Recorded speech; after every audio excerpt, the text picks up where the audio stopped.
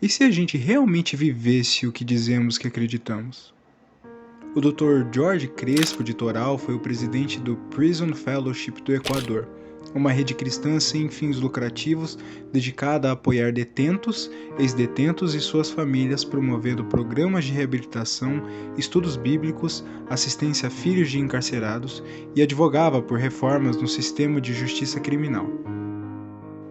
Nascido na aristocracia, ele parecia destinado a uma vida de riquezas, mas por mais improvável que pareça, Crespo se tornou um advogado trabalhista e acabou assumindo a causa dos pobres como sua luta.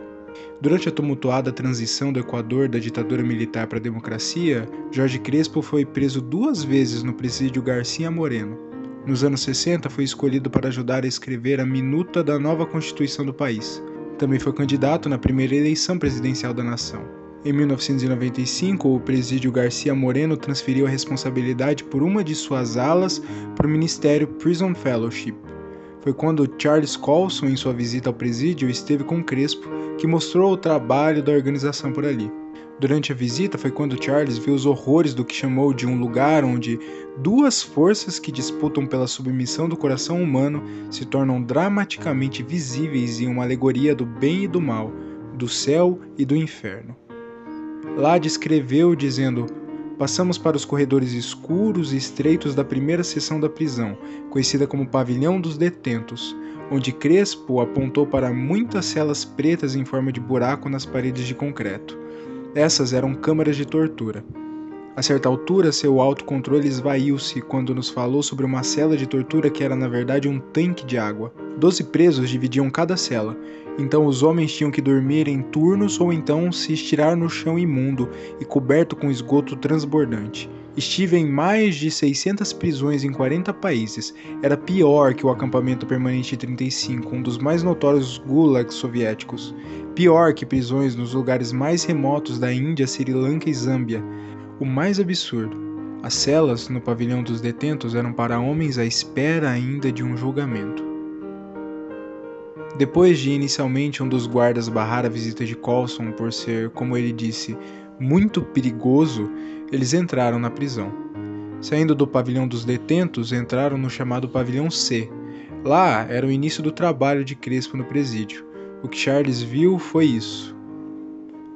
Bem no fim do corredor havia algo parecido com um altar, com uma grande silhueta de cruz contra a parede de concreto pintada em cor brilhante. Reunidos em uma área aberta antes do altar estavam mais de 200 prisioneiros, que se levantaram de suas cadeiras cantando e aplaudindo. Alguns tocavam violões. Todos ardiam em alegria e entusiasmo. Em questão de segundos estávamos cercados e os prisioneiros começaram a nos abraçar como irmãos separados há muito tempo. Os presos eram trazidos de outros pavilhões, incluindo o pavilhão dos detentos, e lá voluntários do Prison Fellowship e os líderes prisioneiros viviam uma fé real, instruindo uns aos outros e desenvolvendo o caráter cristão. Lá havia cultos de adoração regulares. Essa era uma comunidade santa, uma igreja como nenhuma outra, ou talvez, sim, uma igreja como qualquer outra, por que não? Mas o pavilhão C era só o início. Ao continuar a visita, Charles entrou junto com Crespo na chamada Casa de San Pablo, uma ala da prisão para aqueles que haviam sido recebidos à plena comunhão cristã e que ministravam para o resto dos prisioneiros. Como o pavilhão C, a Casa de San Pablo era muito limpa, com a beleza adicional de chão azulejado e dormitórios separados, mobiliados com beliches de madeira feitos pelos prisioneiros. Aquele lugar não era chamado de prisão por eles, mas de lar. Tudo isso havia começado muitos anos antes, quando Crespo estava deixando sua carreira na política. E num domingo na igreja, sua esposa Laura, escutando algo que o pregador disse no sermão, falou: "E se a gente realmente vivesse o que dizemos que acreditamos?" Ela disse para Crespo. E ele já há muito tempo vinha apoderando sobre perguntas assim.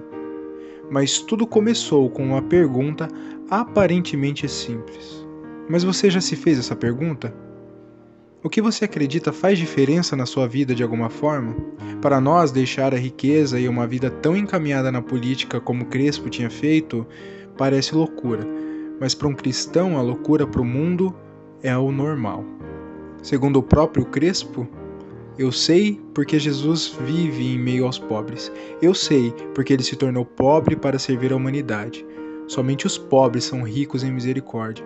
Somente os pobres não possuem nada, nada além de gratidão. E se a gente realmente vivesse o que dizemos que acreditamos?